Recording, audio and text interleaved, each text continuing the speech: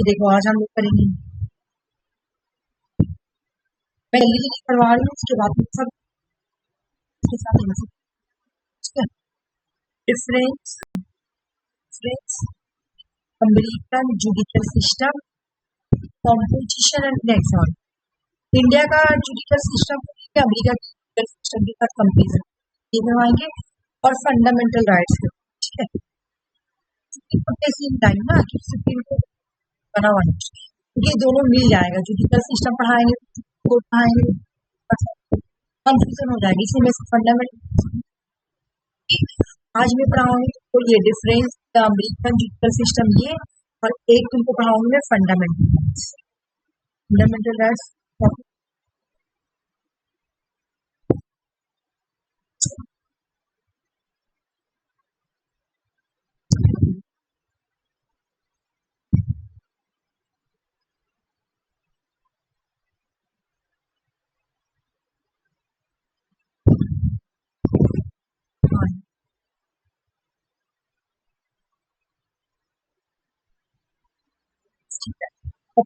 Question क्या है?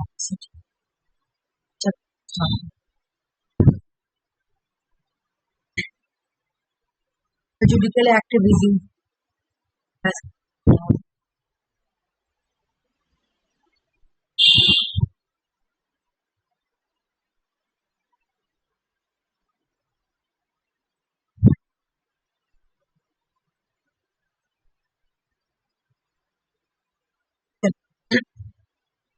सबसे पहले हम इंडिया में जो इसको क्या बोलते हैं, इंडिया में जो इंडिया के बारे में लिखा हुआ यहाँ,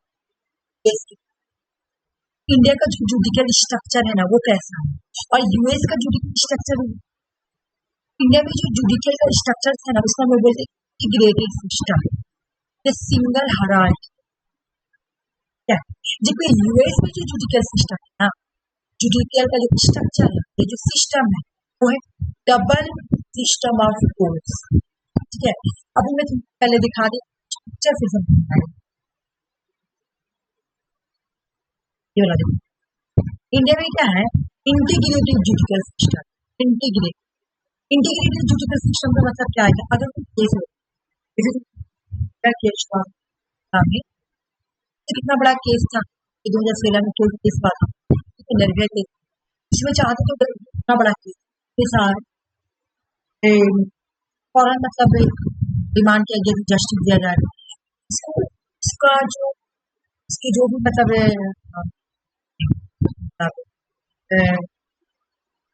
केस राजी सजा में केस कब का था 2016 का केस, 2016 केस 2012 का, ये 2020 में तो इतना बड़ा केस पूरे इंडिया हो गया। क्यों लवर को ठीक है, ये जो भी जजमेंट था जो निर्भया के जो भी अपराधी है सेंटेंस करना चाहिए, स्ट्रक्चर ऐसी फॉर्म। उसके बाद जब इन्होंने लवर कोर्ट का फैसला लिया डिस्ट्रिक्ट कोर्ट भी, उसके बाद आता है कि अब जो जिसको फांसी मिला अब वो चाहेगा तो अपना हाई कोर्ट में जाकर कर सकता है, चैलेंज कर सकता है कि लवर कोर्ट जो है ना वो गलत, मतलब वो अपर वाला इससे ऊपर अदालत जाए। ऊपर अदालत क्या होता है हाई कोर्ट, कि हर स्टेट को हाई कोर्ट होगा, कॉमन भी होता है कि मान लो स्टेट है एक हाई कोर्ट दो स्टेट का काम। इसके बाद जब हाई कोर्ट की निर्भया की जो अपराधी थे उसको भेजेगी डेथ सेंटेंस, जब हम लास्ट में जाए फाइनल हाई ये सबसे बड़ा है जिसका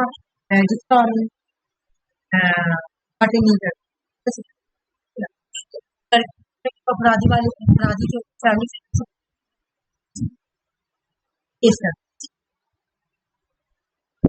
सजाए मौत नाम।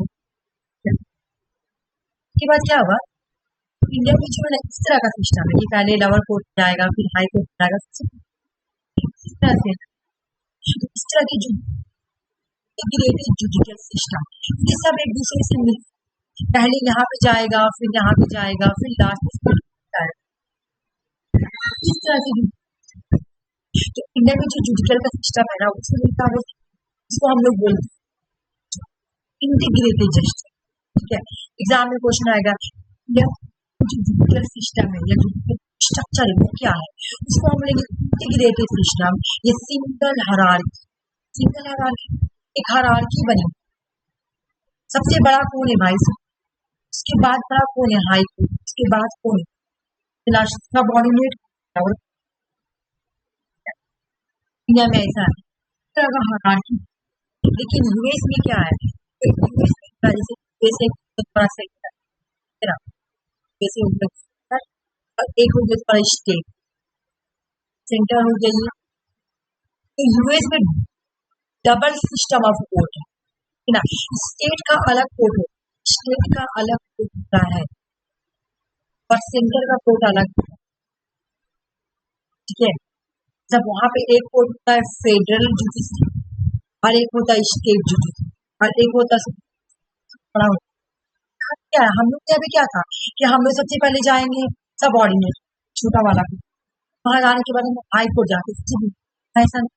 वहां पे अगर तुम्हारा कोई चल रहा तो स्टेट में मान लो कोई पर्सन ने चोरी किया ना, कोई पर्सन स्टेट में पर्सन का मर्डर हो, एक पर्सन ने क्या किया दूसरे पर्सन को मर्डर कर दिया स्टेट में, तो स्टेट का हाई कोर्ट में जाएगा। स्टेट हाई कोर्ट अगर डेथ सेंटेंस दे दिया तो ये पर्सन सोचेगा कि फेडरल कोर्ट चल जाए, तो ऐसा बात नहीं। स्टेट कोर्ट स्टेट का जो कोर्ट है वो अपना जजमेंट देगा और जो फेडरल कोर्ट है वो अपना जजमेंट देगा। सेंटर का कोर्ट अलग है, स्टेट का कोर्ट पर है वो। यहाँ पे तुम्हें ऐसा सिस्टम नहीं है कि अगर तुम्हें स्टेट में होगा तो स्टेट फेडरल, बल्कि स्टेट में अगर जो क्राइम हुआ वो स्टेट ही देखेगी, सेंटर में कोई क्राइम हुआ तो सेंटर का ही कोर्ट देखेगी, अलग मामला है। ठीक है, वहाँ पर भी कोर्ट, वहाँ का कोर्ट, वहाँ पे सिस्टम क्या है double system of federal judiciary federal law को हैंडल किया और स्टेट जुडिशरी जो होती है वो स्टेट लॉ।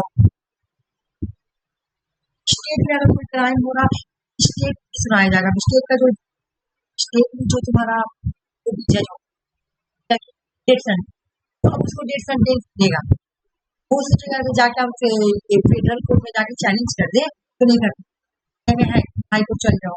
फिर हाई कोर्ट कितना केस में हुआ है कि अगर सबऑर्डिनेट बहुत दे दिया है तो हाई कोर्ट उसको कट ही कर देता है ना, लेकिन वहां पे नहीं, अगर स्टेट स्टेट का लोग स्टेट का कोर्ट स्टेट के लिए जजमेंट देगा, फेडरल यानी सेंटर का कोर्ट जो है वो। यूएस में क्या है, इसमें डबल सिस्टम ऑफ कोर्ट और इंडिया में इंटीग्रेटेड सिस्टम, ये सिंगल हार और US double system of court. इसका मतलब क्या है, फेडरल का जो तरह का एक होता है फेडरल जुडिशरी और दूसरी स्टेट जुडिशरी, फेडरल लॉ को देखते और स्टेट जुडिशरी लॉ। ठीक है, सब बात समझ में आ गया, उसके बाद में भी आगे चलो।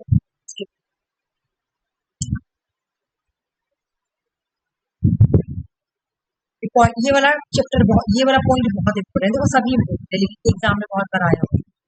चलो, इंडिया में जज को कौन अपॉइंट, इंडिया में अपॉइंटमेंट ऑफ जज कैसे, इंडिया में जो अपॉइंटिंग जज क्या होगा, प्रेसिडेंट अपॉइंट और प्रेसिडेंट कैसे अपॉइंट, कोलेजियम सिस्टम होता है, कोलेजियम सिस्टम। जज क्या जैसे मान लो कि प्रेसिडेंट अपॉइंट, लेकिन प्रेसिडेंट क्या करता है, हमारा जज को अपॉइंट करने के लिए सुप्रीम कोर्ट ऑफ ये चीफ जस्टिस ऑफ इंडिया से ना कंसल्ट, लेकिन वो कंसल्ट कैसे लेगा, खाली उसी नहीं लेगा, कोलेजियम सिस्टम से, कोलेजियम सिस्टम एक जैसे नहीं लेगा। कोलेजियम का मतलब इसे 15 जज रख दिए या 10 जज रख दिए, इस तरह से कोलेजियम बना दिए, ये 5 जज का एक कोलेजियम बना दिए और इस तरह से प्रेसिडेंट अपॉइंट करेगा तो पहले वो कंसल्टेशन करेगा, ये रिकमेंडेशन बोलेगा कि आप तुम लोग रिकमेंडेशन करो कि हम इसको जज बिल्कुल सिस्टम से आते हैं। यहाँ क्या होता है, प्रेसिडेंट तो करता है लेकिन किसके रिकमेंडेशन पे, क्लोजियम सिस्टम। क्लोजियम का मतलब क्या होता है, हम क्लोजियम बना देंगे, 5 जज का एक क्लोजियम बना देंगे, ये लोग मिलकर डिसाइड करेंगे जज ठीक है, और वो प्रेसिडेंट को रिकमेंडेशन करेगा कि भाई आप इस जज को अपॉइंट, ठीक है। इस तरह से इंडिया में जज का अपॉइंट है, जबकि यूएस में देखो ये इम्पोर्टेंट है, यूएस में जज are the appoint by the president, president करता है, लेकिन यूनाइटेड स्टेट में प्रेसिडेंट अपॉइंट करता है, लेकिन with the consent of the senate, senate से क्या करना पड़ता है, कंसेंट लेना पड़ता है, ऐसे नहीं। सेनेट का मतलब क्या होता है,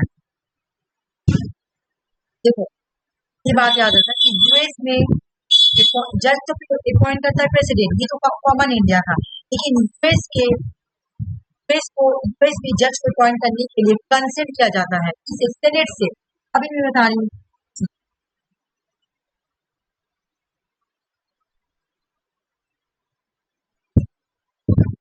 हम लोग ये ग्रेजुएशन में पढ़े हो है ना, लेकिन फिर भी चलो मैं बता देती हूँ। चलो हम लोग क्या बोलते हैं, हर जगह इंडिया में भी लोकसभा होता है, राज्यसभा होता है, लोकसभा होता है, राज्यसभा होता है, लेकिन हम लोग जब अपना प्रेसिडेंट जज को अपॉइंट करते हैं पार्लियामेंट कॉल भी नहीं करते हैं, हम लोग क्या करते हैं, प्रेसिडेंट अपॉइंट करेगा कोलिजियम सिस्टम के भी, कोलिजियम में 5 जज रहेंगे, 10 जज रहेंगे, तो हो सकता है और वो लोग रिकमेंडेशन करेंगे प्रेसिडेंट, सॉरी किसको, जज अपॉइंट, वो लोग प्रेसिडेंट रिकमेंडेशन करेंगे कि भाई आप इसको जज अपॉइंट करें, इस तरह से। लेकिन यूएस में क्या है कि जैसे इंडिया में लोकसभा राज्यसभा है ना, इसी तरह यूएस में भी दूसरा हाउस है, एक हाउस को बोला जाता है तुम्हारा अपर हाउस, एक हाउस को बोला जाता है हाउस ऑफ रिप्रेजेंटेटिव,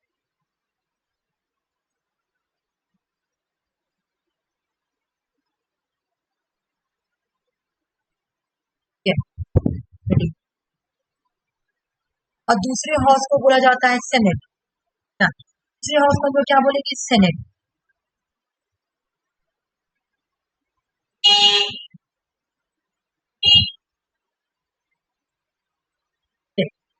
तो अब यहाँ पे यूएस में प्रेसिडेंट जज का अपॉइंट कैसे हो रहा, सबसे पहले वो लोग क्या करे, प्रेसिडेंट से अपॉइंट कर रहे हैं, प्रेसिडेंट से अपॉइंट करने के बाद सेनेट से आके कंसेंट लेते हैं।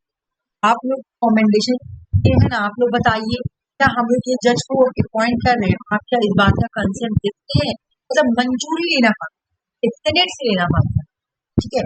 और सेनेट कौन है, सेनेट जो है ना यूएस का अपर हाउस है, कितना कौन है, अपर हाउस,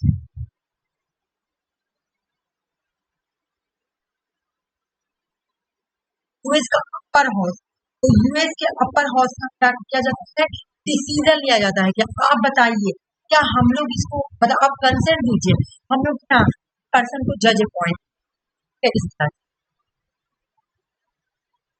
देखो सेनेट समझ में आ गया ना कि जैसे इंडिया में लोकसभा राज्यसभा, उसी तरह वहां पर भी हाउस ऑफ रिप्रेजेंटेटिव, सेनेट से वो लोग कंसेंट देते हैं कि जज अपॉइंट, मतलब हम वो लोग अपॉइंट कर लेते कि हाँ इस पर्सन को लेंगे, लेकिन पहले कंसेंट किया जाता है कि आप बताइए आपको इस पर्सन के लिए मंजूरी है कि, वो बोलेगा हाँ, ठीक है, एक हो गया।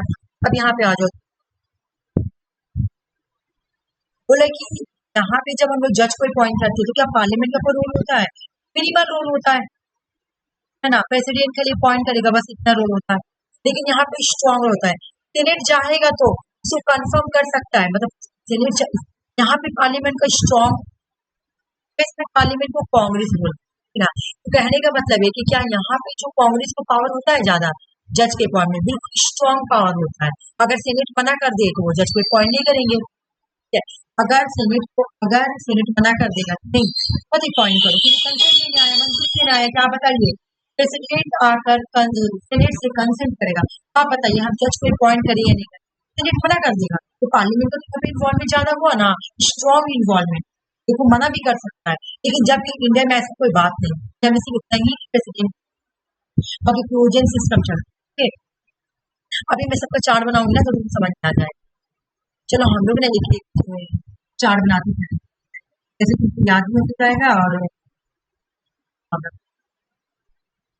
चलो,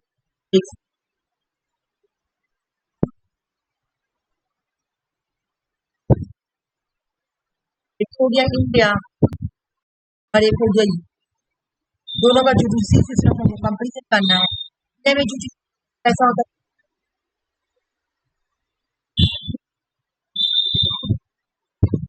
एक दूसरे से सब मिला हुआ, यानी सिंगल हरान।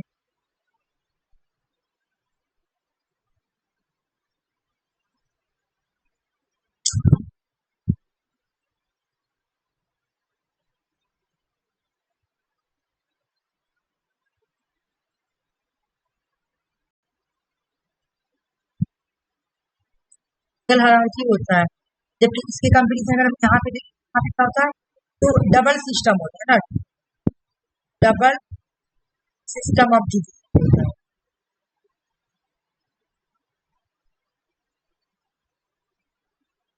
यहाँ पे अपॉइंट कौन करता है, प्रेसिडेंट प्लस तुम्हारा प्रेजेंट सिस्टम चलेगा।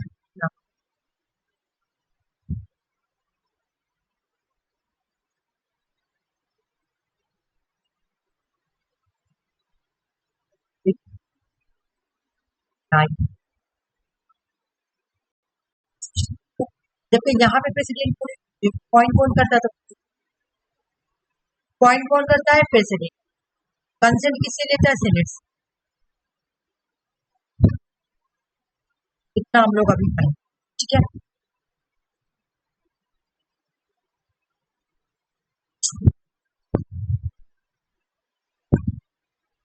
अब बोले कि ये देखेंगे, इसी एग्जाम में क्वेश्चन बहुत आया हुआ, नेट में भी आया हुआ, तो मैं पूछूंगा, नेट में ऐसे पूछ रहा है, कौन सा कंट्री है जहाँ पे जज जो है ना वो लाइफ टाइम के लिए पॉइंट, वो क्वेश्चन आया हो, ऐसा नहीं जेल में एक बार 2 बार, जहाँ पे जज पॉइंट होते हैं ना तो लाइफ टाइम के लिए, ठीक है। चलो यहाँ पे देखो, टेन्योर ऑफ जज, ठीक है। यहाँ पे सुप्रीम कोर्ट की जज का जो एज होता है ना वो 65 है, जबकि हाई कोर्ट या डिस्ट्रिक्ट कोर्ट का जो जज का एज होता है ना वो 62। तो वो लोग कितने साल में रिटायरमेंट, सुप्रीम कोर्ट के जज जो है ना वो 65 ईयर में रिटायरमेंट, का रिटायरमेंट कब हो सकता है, सुप्रीम कोर्ट का जज का दिया हुआ है तुम्हारा एज 65, जबकि हाई कोर्ट जज का दिया हुआ है 62, है ना।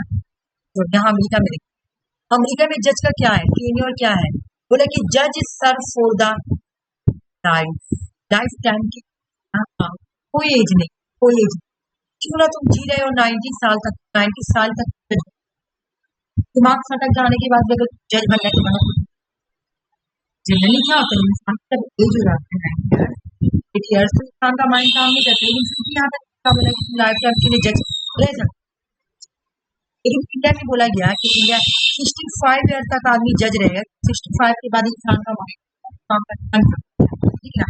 इसलिए इंडिया में बोला गया कि बस सुप्रीम कोर्ट के जज 65 और हाई कोर्ट के जज जो है वो 62 साल तक रह सकते हैं ना। लेकिन यूएस में क्या बोला कि नहीं भाई आप लाइफ टाइम, लेकिन अगर अगर आपको जैसे बहुत सारे लोग होते हैं, अब हम लाइफ का ऐसे जीना है ना, काम वाम नहीं हो सके रिटायरमेंट ले ले तो आप रिटायर ले सकते हैं, कैंडिडेट टाइम, या फिर सेनेट को लगे तो इम्पीचमेंट कर सकता है, इम्पीचमेंट करके हटाया जा सकता है। लेकिन अगर इम्पीचमेंट नहीं लग रहा और उनको रिटायर नहीं ले रहे जिंदगी भर, कौन सा ऐसा कंट्री जहाँ पर जज जो है ना लाइफ टाइम के लिए सर्व, क्योंकि इंडिया में इंडिया का भी क्वेश्चन बहुत इंपॉर्टेंट है कि इंडिया का जज का रिटायरमेंट एज क्या है, 65, हाई कोर्ट का क्या है 62। अच्छा एक चीज, जूरी सिस्टम, क्या इंडिया में जूरी सिस्टम है, डज नॉट एक्ट, जबकि यूएस में जूरी सिस्टम है मेनी केस में, बहुत सारे केस, सब केस स्टेट, यहाँ पे स्टेट का कोर्ट, कुछ केस अभी मैं समझा रही हूँ सिस्टम। देखो ना पहले मैं भी हुआ कर सिस्टम, लेकिन ना अब नहीं होता, मैं बताती हूँ।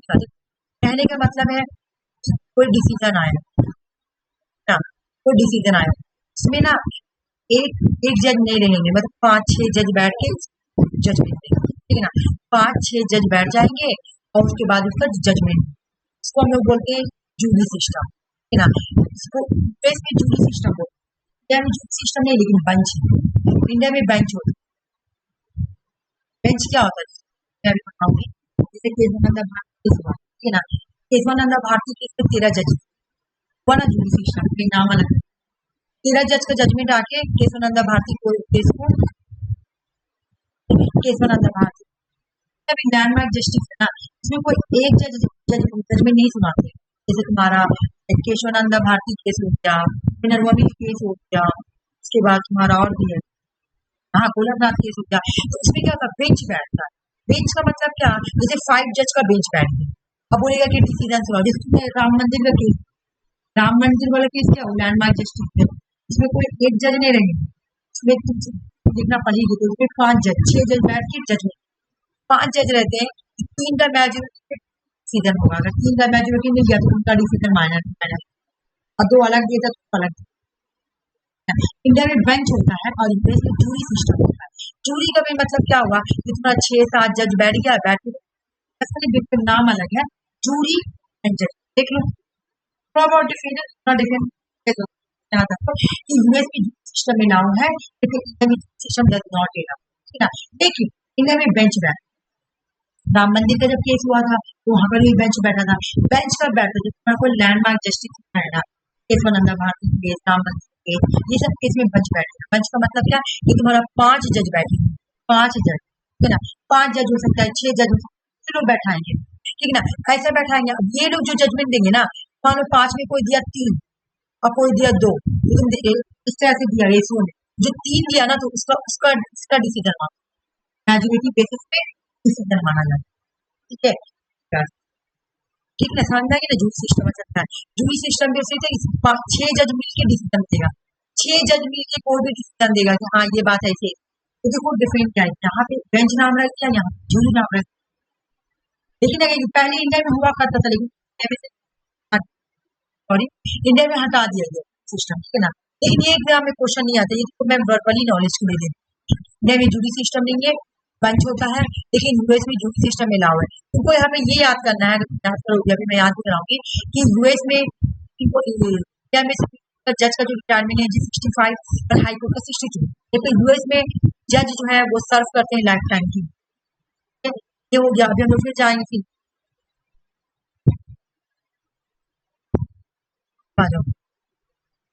जुरिडिक्शन क्या है, पावर कितना कितना मिला हुआ, ओरिजिनल जुरिडिक्शन है ना। तो इंडिया में हो या हम लोग सुप्रीम कोर्ट पावर देना, उसका नाम रखें, इंडिया को नाम दिए जुरिडिक्शन को, मतलब पावर देना।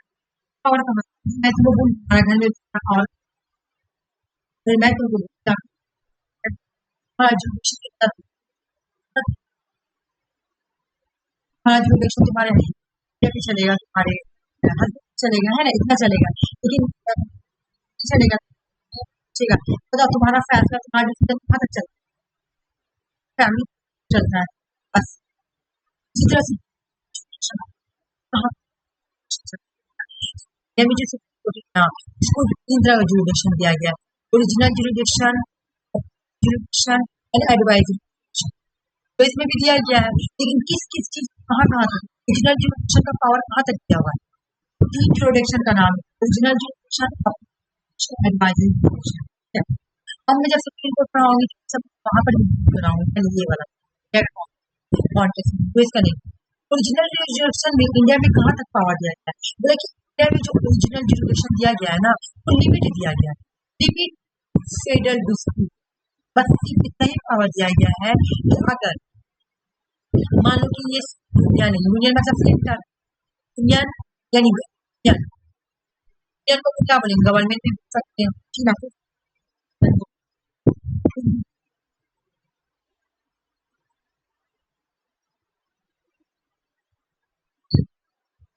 हो गया कितना जुरिडिक्शन मिला गया, ओरिजिनल जुरिडिक्शन के अंदर कितना पावर दिया गया। मान लो कि ये हमारा यूनियन या गवर्नमेंट इनका लड़ाई हो रहा है स्टेट के साथ, जैसे वेस्ट बंगाल और यूनियन, वेस्ट बंगाल और नरेंद्र मोदी के साथ लड़ाई। अब इस लड़ाई को सुलझाने के लिए बनाए सुप्रीम कोर्ट लड़ाई जो नाम है ओरिजिनल जुरिडिक्शन, ठीक है। मान लो कि स्टेट और स्टेट के बीच में लड़ाई हो रहा है, मान लो कि स्टेट और स्टेट के बीच में लड़ाई, इस लड़ाई को कोई भी सुलझाने के लिए आएगा, इस लड़ाई को कोई सुलझाने के लिए आएगा ना, इसका नाम है सुप्रीम कोर्ट। सुप्रीम कोर्ट को पावर क्या जो लड़ाई ओरिजिनल जुरिडिक्शन। मान लो कि तुम्हारा यूनियन एक तरफ और यहाँ पे 3-4 स्टेट है, मोर स्टेट है, लड़ाई हो रहा, वो लड़ाई से उठाएगा सुप्रीम कोर्ट के इस पावर का नाम क्या दिया गया? Original jurisdiction. एग्जाम में क्वेश्चन भी आता है कि इनमें से कौन सा, ऐसे करके आएगा, इनमें से कौन सा सुप्रीम कोर्ट का ओरिजिनल जुरिडिक्शन है? बस ओरिजिनल जुरिडिक्शन में स्टेट पावर दिया गया क्या? अगर स्टेट और स्टेट की लड़ाई हो, या सेंटर और सेंटर के बीच में लड़ाई हो, सॉरी सेंटर तिरकी में, सेंटर और स्टेट के बीच में लड़ाई हो, या स्टेट और स्टेट के बीच में लड़ाई हो, या सेंटर या 2 स्टेट के बीच में लड़ाई हो, है ना, याद रखो, चाहे वेस्ट बंगाल और यूनियन के बीच में लड़ाई हो, वेस्ट बंगाल झारखंड के बीच में लड़ाई हो, ये लड़ाई को खाता कौन है, इसको सॉल्व कौन करता है, इनको। लेकिन पावर का नाम क्या है? Original jurisdiction. अब हम देखते हैं यूएस को क्या ओरिजिनल, यूएस की जो सुप्रीम कोर्ट का जज है ना, ओरिजिनल जुरिडिक्शन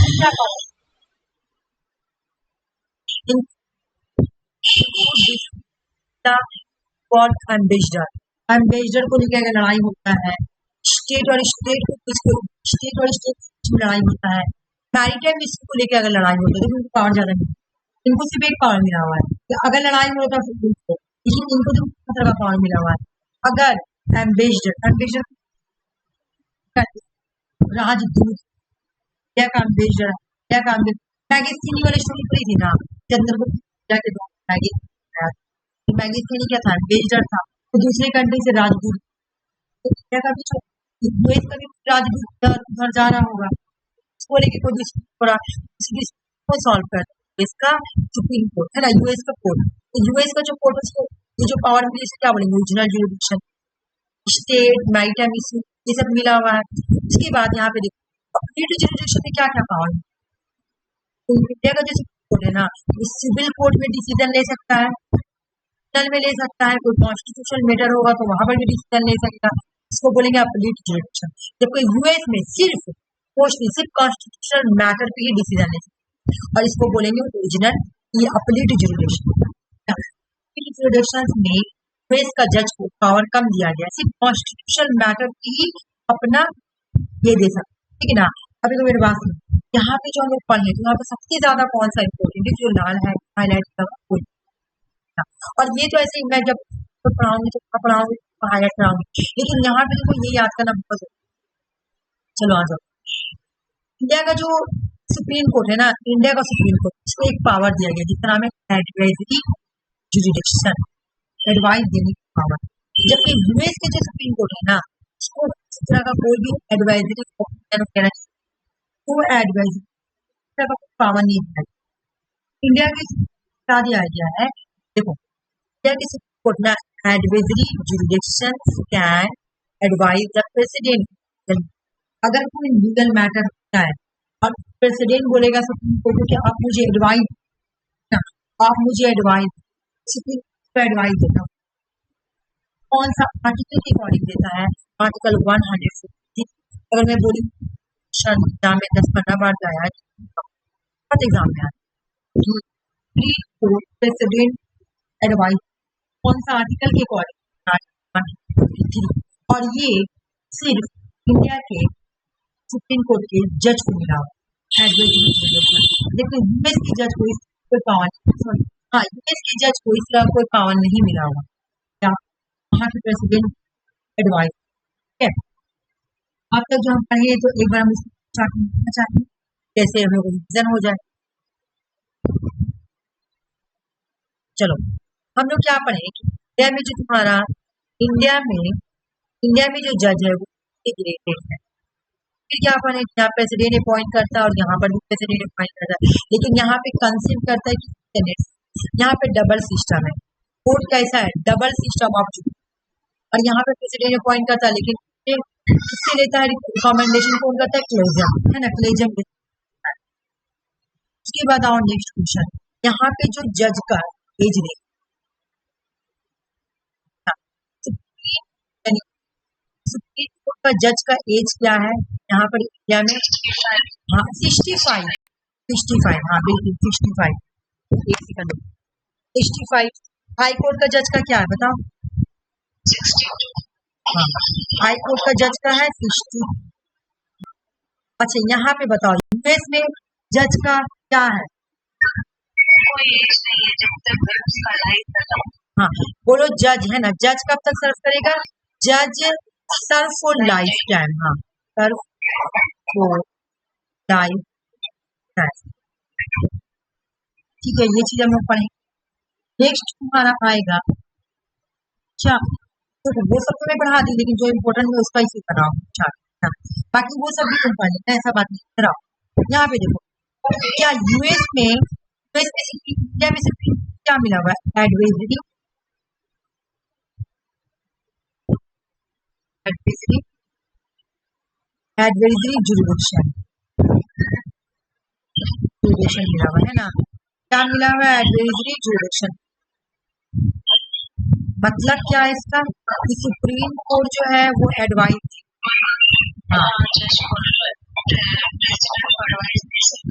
आर्टिकल क्या है बताओ, आर्टिकल क्या है, आर्टिकल है 140, इस आर्टिकल के अकॉर्डिंग कोई भी लीगल मैटर की सुप्रीम कोर्ट एडवाइस देगी प्रेसिडेंट, जबकि यहाँ पे इस तरह का कोई कुछ भी नहीं, नो एडवाइजरी,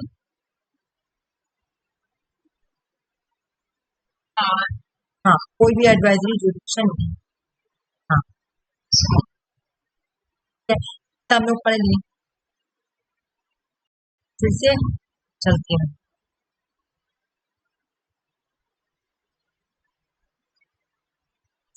हो गया, अब यहाँ पे आ ये वाला भी याद करना जरूरी, जुडिशियल को पढ़ा मैं पढ़ा चुकी हूँ, लेकिन तुम क्लास नहीं की, जुडिशियल जुडिशियल रिव्यू का मतलब मैं समझाऊंगी, इसका मतलब क्या है बताओ पहले, जुडिशियल रिव्यू का मतलब मैं समझा देता हूँ पहले, उसके बाद मान लो कि कोई भी जुडिशियल रिव्यू करने का, हाँ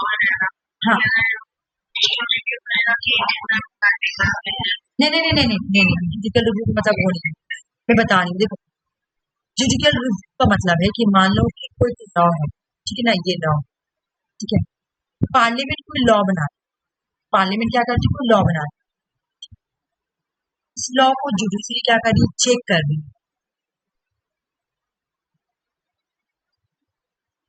चेक की, है ना, देखो पार्लियामेंट में लॉ बनाए और लॉ बनाने के बाद इसको चेक करने का पावर किसको दिया है, किसको दिया है, सुप्रीम कोर्ट, अगर सुप्रीम कोर्ट, हाँ अगर सुप्रीम कोर्ट चेक की और बोली कि हाँ लॉ खराब है, तब लोगों वायलेशन हो रही है, तो वो बोलेगा कि ये जो है ना नलाफाइड लॉ है,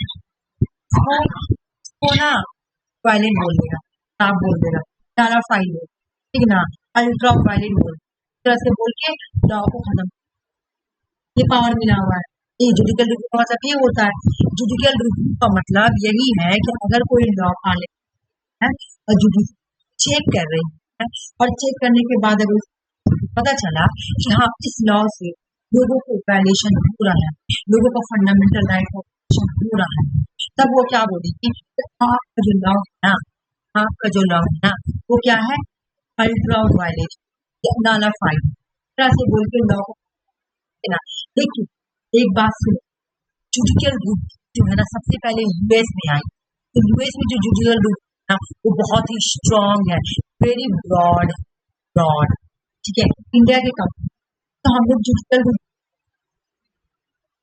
सबसे ज्यादा अगर जुडिशियल रिव्यू आया तो यूएस में जो जुडिशियल रिव्यू चेक करने का तरीका उसको तो क्या बोलते हैं, ड्यू प्रोसेस ऑफ, यूएस में due process of judiciary check करने का ना तरीका क्या है, ड्यू प्रोसेस, जुडिशियल चेक किया जाता है, प्रोसेस ऑफ लॉ, देख लो जुडिशियल जुडिशियल सबसे पहले कहाँ आया, तो यूएस में आया, इंडिया ने कहाँ से लिया था जुडिशियल, तो बस मैंने क्या, ठीक हम लोग जब जुडिशियल चेक, ठीक है, ये लॉ को चेक करना क्या मतलब था, पार्लियामेंट ने लॉ बनाया और लॉ को जब चेक करा जुडिशियल, ठीक है, तो इंडिया में जो जुडिशियल होता है वो एस्टैब्लिश बाय लॉ चेक, और यूएस में जो चेक होता है ना ड्यू प्रोसेस ऑफ लॉ तो चेक होता है, यहाँ पे जो स्कोप है ना जुडिशियल लिमिटेड है, और यूएस में जो है ना वेरी ब्रॉड है, इसका मतलब प्रोसीजर एस्टैब्लिश बाय लॉ का मतलब है कि पार्लियामेंट ने कोई लॉ, पार्लियामेंट ने कोई लॉ बनाया, अगर वो लोग फंडामेंटल लॉ, अगर ये कानून जो लॉ बना है तो पार्लियामेंट ने बनाया। अगर ये कानून फंडामेंटल राइट को वायलेशन कर रही है ना, अगर ये कानून फंडामेंटल राइट को वायलेशन कर रही है, तब ये कानून खराब है, ये कानून खराब है। अगर इस कानून से लोगों के फंडामेंटल राइट के अलावा कुछ भी अगर खराब हो रहा है तो तब खराब नहीं है। खाली फंडामेंटल राइट अगर खराब हो रही है तो ये कानून खराब है। खत्म करो अल्ट्रा वायलेशन। यहाँ पे सिर्फ ये देखता है प्रोसीजर स्टैब्लिश बाय लॉ, कानून सही तरीका से बना है, मतलब कानून फंडामेंटल राइट को क्रॉस तो नहीं कर रहा ना, प्रोसीजर चेक करता है। यहाँ पे जो लॉ बन रहा है ना, पार्लियामेंट ने जो यहाँ पे जो जुडिशियल चेक हो रहा ना, तो वो सिर्फ ये चेक करेगा जो लॉ बना है, ठीक है ना। लॉ कहीं पार्लियामेंट को तो क्रॉस नहीं कर, पार्लियामेंट फंडामेंटल राइट क्रॉस नहीं कर, फंडामेंटल राइट को अगर क्रॉस करके बन रही है उस लॉ को उस कानून को हम लोग बोलते हैं अल्ट्रा वायलेंट या नालाफाइड। तो यहाँ पे जब हम लोग जुडिशियल चेक करते हैं ना, तो किस बेसिस पे चेक करेंगे, सीधे स्टैब्लिश बाय लॉ। यहाँ में क्वेश्चन आएगा इंडिया में जब हम जुडिशियल चेक करते हैं कौन सा बेसिस पे चेक करते हैं, स्टैब्लिश बाय लॉ, ठीक है। इंडिया में जुडिशियल इसकी कंपटीशन लिमिटेड है इंडिया में, लेकिन लिमिटेड है क्योंकि हम लोग यहाँ पे सिर्फ प्रोसीजर चेक करते हैं कि लॉ जो बना उसने अपना प्रोसीजर फॉलो किया है ना। चलो मैं एक तरीका देखो, मान लो कि स्कूल बच्चा पढ़ रहा है, ठीक है ना, स्कूल में कोई बच्चा पढ़ने जा रहा है, तो उसकी मम्मी से चेक करे कि बच्चा रोज स्कूल जा रहा है, बस ये चेक करे, बस ये देखेगी कि मेरा बच्चा रोज स्कूल जा रहा है, रोज जा रहा है मेरे बच्चा पढ़, ठीक है ना। अब उसकी मम्मी के दिमाग में पड़ी मेरा बच्चा रोज जा रहा है, अटेंडेंस 100%, यानी मेरा बच्चा पढ़ने में बहुत अच्छा है, दिमाग लगा ली उसकी मम्मी ने क्या किया, सिर्फ प्रोसीजर चेक किया मेरा बच्चा स्कूल जा रहा है नहीं पढ़ने। अब ड्यू प्रोसेस ऑफ लॉ का मतलब होता है कि मान लो लड़की की मम्मी, अब वो बोल रही ना कि एक तो दो मम्मी थी, उसको पहले मैं इरेज करूंगी तब समझ, प्रोसीजर स्टैब्लिश कर प्रोसीजर फॉलो हो रहा है कि नहीं लॉ में, तो बस यानी जुडिशियल रोको चेक हो, ठीक है। एक मम्मी है जो अपना बच्चा का क्या चेक की कि मेरा बच्चा रूरल स्कूल जा रहा है, चेक की हाँ रूरल स्कूल जा रहा है, अच्छा मेरा बच्चा स्कूल जा रहा पढ़ने में, ठीक है मेरा बच्चा की बात है। अब यहाँ पे आओ यूएसए, अब यहाँ पे एक और मम्मी और उसका भी एक बच्चा है, ये तो चेक कर रही है कि मेरा बच्चा रोज स्कूल जा रहा है कि नहीं, साथ में ये भी चेक कर रही है कि मेरा बच्चा रोज होमवर्क कर रहा है, होमवर्क जो मिला वो कर रहा है कि नहीं, मेरे बच्चा का स्कूल का मार्क्स क्या है, स्कूल में परफॉर्मेंस क्या है, सब चीज चेक करिए, प्रोसेस पूरा प्रोसेस चेक कर रही है, स्कूल का जितना प्रोसेस है, स्कूल रेगुलर कर रहा है कि नहीं, है ना, टाइम पे पहुंच रहा है कि नहीं, होमवर्क बना के लेके जा रहा है कि नहीं, अच्छा स्कूल में क्या परफॉर्मेंस है उसका, है ना, ये सब चेक करिए, यानी प्रोसेस भी चेक करिए, तो चेक कर रही है लेकिन प्रोसेस भी चेक कर रही है। इसी तरह यूएस में जब कोई लॉ बनता है ना, एक तो ये देखा जाता है कि फंडामेंटल राइट का वॉयलेशन नहीं हो, फिर ये भी देखा जाता है कि इस लॉ से किसी लोगों को भी नुकसान नहीं, कोई लोग को किसी भी तरह का नुकसान नहीं होना चाहिए, है ना, किसी भी तरह का नुकसान नहीं होना चाहिए, सब चेक करेगा। ये जो लॉ बना इससे कहीं लोगों, ये तो फंडामेंटल राइट को चेक हो गया कि मेरा फंडामेंटल राइट वॉयलेशन हो रहा है कि नहीं, फिर ये भी चेक होगा ये बहुत लोगों को तो नुकसान है, इसकी वजह से कुछ कॉन्स्टिट्यूशन को तो वायलेशन नहीं होता, तो इस तरह से सब चीज चेक करेगी, हर एक चीज इस कानून जो पार्लियामेंट तो इसका कांग्रेस ने जो लॉ बनाया ना, सब चेक करेगी प्रोसेस क्या है, इस प्रोसेस फंडामेंटल राइट ऑफ इस तरह इसमें जो जुडिशियल चेक करने का तरीका है उसको हम प्रोसेस ऑफ लॉ, इंडिया में जो जुडिशियल रिव्यू चेक करने का तरीका है उसको हम सीधे स्टैब्लिश, तो हम ये बोल सकते हैं इंडिया में जो जुडिशियल है यूएस के कंपेरिजन, जबकि है इंडिया में भी है लेकिन लिमिटेड है ना, और यूएस में जो है वेरी ब्रॉड, कंपेरिजन में देख वेरी ब्रॉड, जबकि यूके में है ही नहीं है, यूके में अगर तुम देखोगे तो जुडिशियल रिव्यू है ही नहीं, वहाँ पे रूल ऑफ लॉ है। एक एग्जाम में क्वेश्चन भी आता है कि जुडिशियल रिव्यू कहाँ से, हम लोग जुडिशियल रिव्यू कहाँ से लिए, यूएस से हम लोग, इंडिया ने लेकिन इसका 50% पार्ट को ही फॉलो की, एस्टैब्लिश बाय लॉ, कानून के थ्रू, कानून के सामने में कानून को नहीं पाता, पार्लियामेंट ने कोई लॉ बनाया, उस लॉ से फंडामेंटल राइट का वॉयलेशन नहीं, चेक करना फंडामेंटल राइट का भी वॉयलेशन नहीं चाहिए, उसके आसपास के लोगों को फॉलो होना चाहिए, प्रोसेस। ये तो हो गया तुम्हारा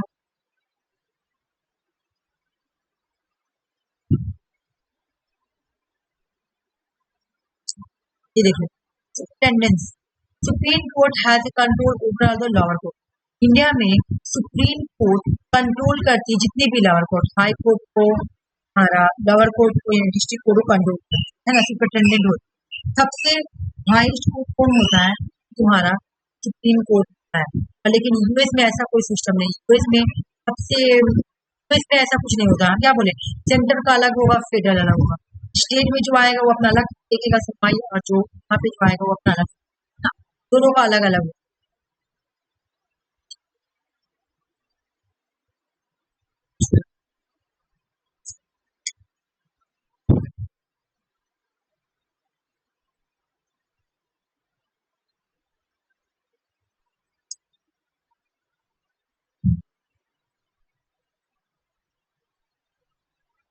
उसके बाद में तुम हाई कोर्ट, तो चलो देखो,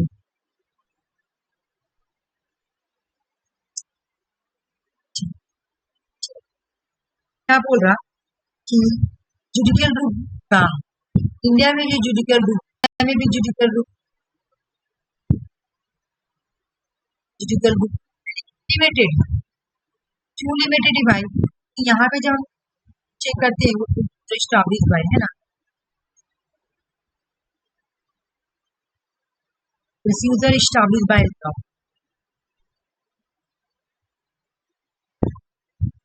लॉ चेक करते। जबकि यूएस में लोग चेक करते हैं तो क्या करते हैं, ड्यू प्रोसेस ऑफ लॉ।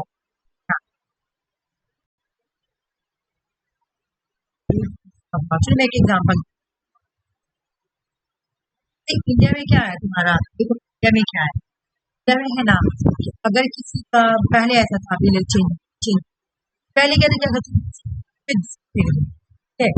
किसी के मुंह पे दुख फेंक दो, तुम किसी के सजा मिलेगा 1 साल, और तुम किसी का मुंह पे एसिड फेंक दो, की सजा मिलेगा 1 साल, 1 साल का सजा। यहाँ पे क्या है, कानून का ये नहीं देख रहा कि नुकसान कितना हो, इसमें तो नुकसान पूरा जिंदगी बर्बाद है, इसमें तो कुछ नुकसान नहीं, ठीक है।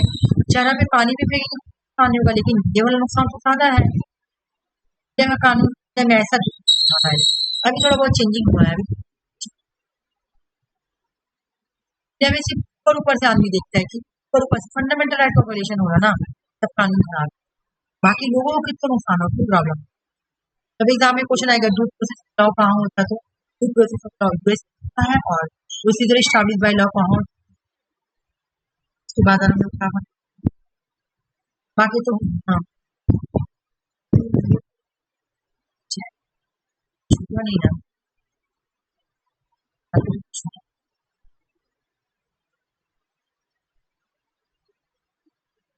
फंडामेंटल राइट्स में, ठीक है,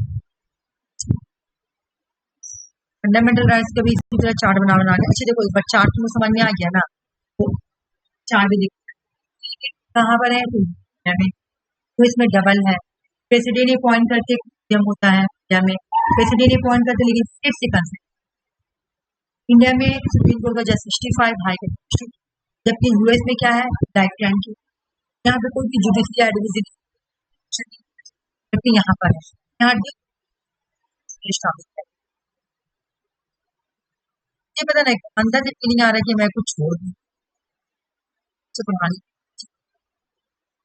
मैं उस दिन जो तुम्हारा पीडीएफ क्लास पूरी थी ना, मैं लिंक सेंड करने वाली थी जब क्लास की, वो पीडीएफ दूसरा था, मैं मेरे मिल नहीं रहा था, मैं फिर से दोबारा इससे मुझे डाउट हो रहा कि मैं तुमको उस दिन पढ़ाई थी आफरीन कि आर्टिकल 5 से लेकर आर्टिकल 11 क्या है, ठीक है। उसके बाद तुम्हारा आया आर्टिकल 12 से लेकर आर्टिकल 35 तक है फंडामेंटल राइट। हाँ बोलो, आवाज नहीं आ रही क्या?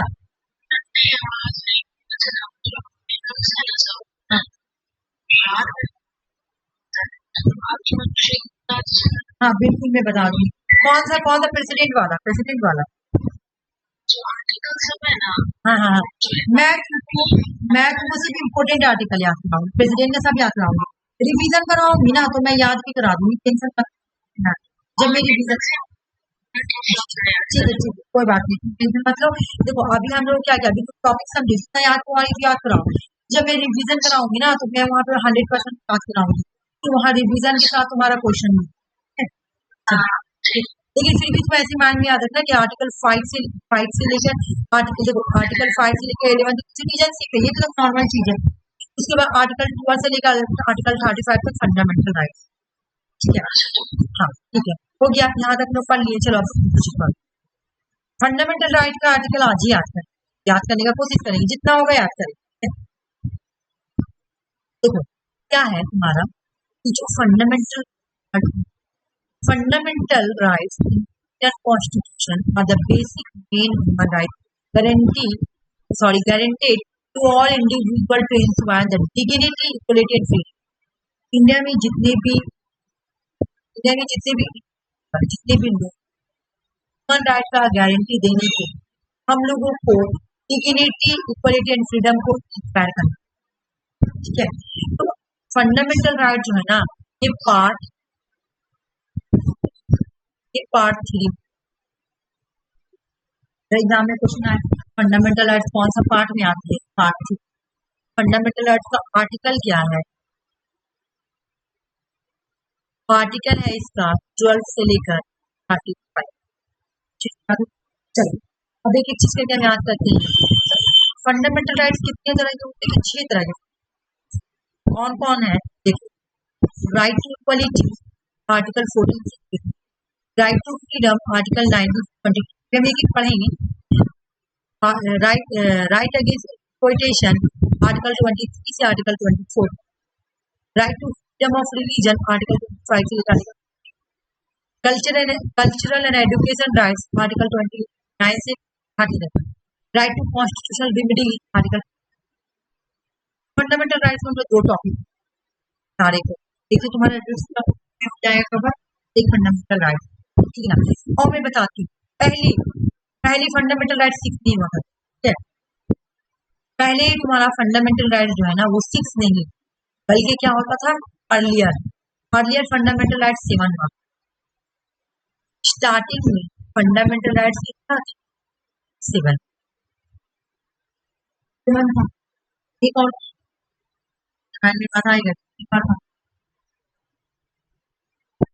originally there was also right but listed fundamental right article 31। Starting में जो राइट टू प्रॉपर्टी था ना वो एक फंडामेंटल राइट था, राइट फंडामेंटल राइट था और आर्टिकल 31, ठीक है। लेकिन हाउएवर क्या किया 1928 में कॉन्स्टिट्यूशन अमेंडमेंट एक्ट के थ्रू क्या किया गया, रिमूव कर राइट टू प्रॉपर्टी को। कौन सा अमेंडमेंट बताया गया, एग्जाम में कुछ आता है, आर्टिकल 1978 44 कॉन्स्टिट्यूशन एक्ट क्या किया गया, रिमूव किया गया, ठीक है। फंडामेंटल राइट्स कौन सा आर्टिकल के कौन सा अमेंडमेंट के अकॉर्डिंग बनाया गया था, right to property 1978 44 constitutional amendment act. 1978 में कॉन्स्टिट्यूशनल अमेंडमेंट एक्ट को राइट टू प्रॉपर्टी को फंडामेंटल राइट से रिमूव कर दिया गया था, और रिमूव करके किसमें डाला गया था, तो आर्टिकल 300A इन पार्ट 12 में डाल दिया, ठीक है। एक बार यहाँ पे तुमको बता रही हूँ, समझ आ जाए। देखो क्या था कि पहले तुम्हारा 7 फंडामेंटल राइट्स, यहाँ से क्या किया, एक आर्टिकल का नाम है राइट,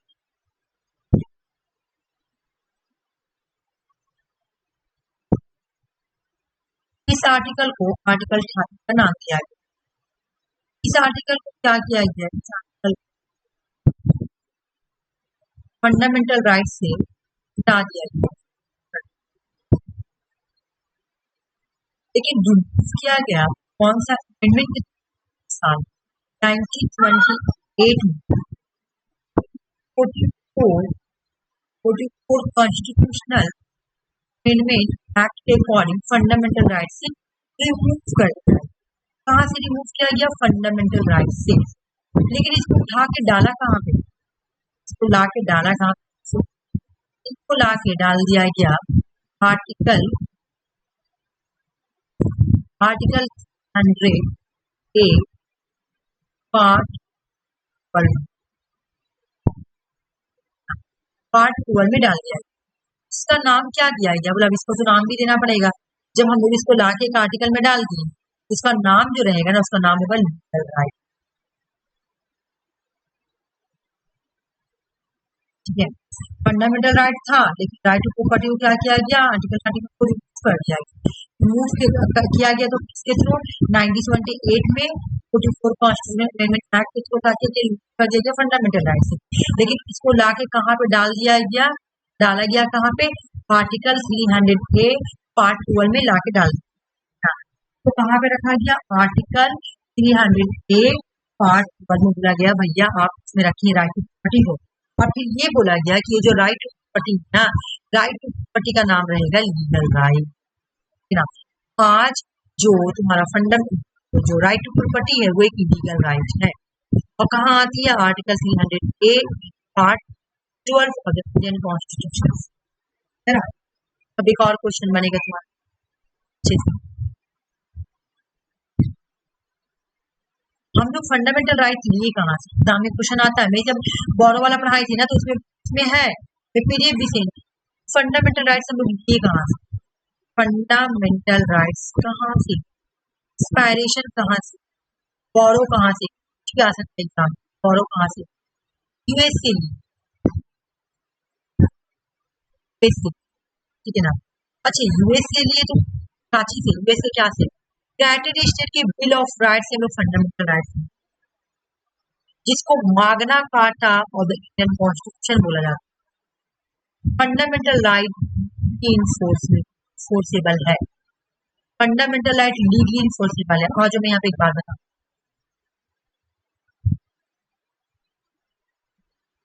मैं अगर तुमको ये पढ़ाऊँ डीपीएसपी, इसको बोलते हैं डायरेक्टिव इंटरेस्ट। और एक जगह आ गया फंडामेंटल। एग्जाम में क्वेश्चन गया क्योंकि इसका फंडामेंटल राइट सबसे बड़ा फर्क है कि ये जो होता है ना नॉन जस्टिफिकेबल,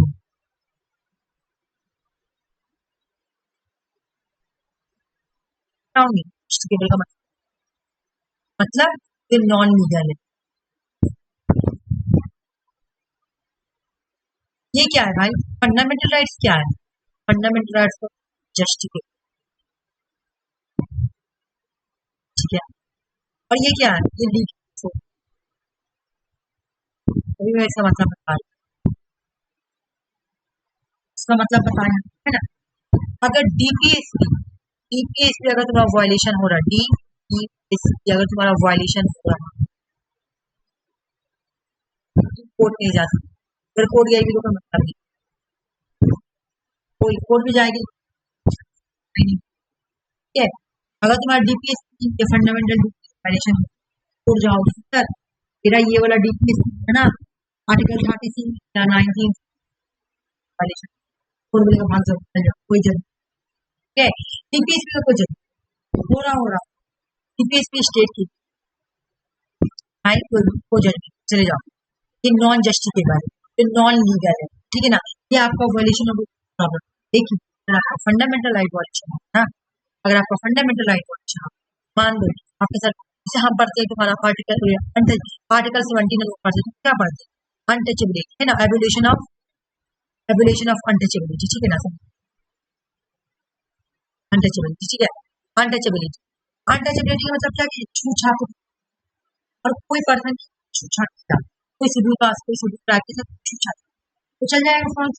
सर देखिए मेरे साथ ना फंडामेंटल राइट का वोलेशन हुआ है, मेरे साथ वो पर्सन छूछात है, उसको सजा मिलेगा।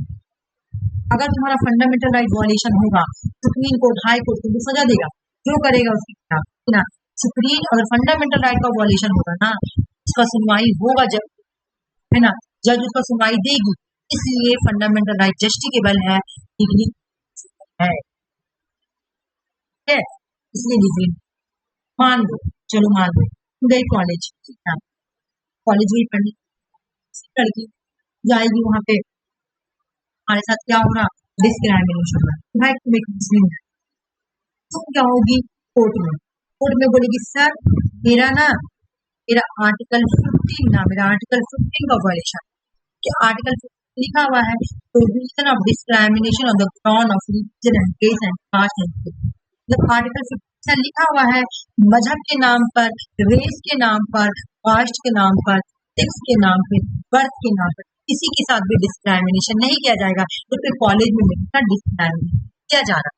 तब सुप्रीम कोर्ट चाहे तुम चाहे हाई कोर्ट जाओ, तब सुप्रीम कोर्ट और हाई कोर्ट के अगेंस्ट जस्टिस दे गलत बात सजा मिलेगा जो तुम्हारे साथ डिस्क्रिमिनेशन। जहां तुम्हारा फंडामेंटल राइट का वॉयलेशन होगा तुम हाई कोर्ट जा सकते। इसकी फंडामेंटल राइट जो है ना वो जस्टिकेबल है, लीगली इन्फोर्स ऐसा कोई बात नॉन जस्टिकेबल है, नॉन समझ में आ गया। अब हम एक एक करके फंडामेंटल राइट्स पढ़ेंगे, उसके बाद चार्ट भी बनाएंगे, ठीक है ना। पहले पढ़ते हैं उसके बाद चार्ट बनाएंगे।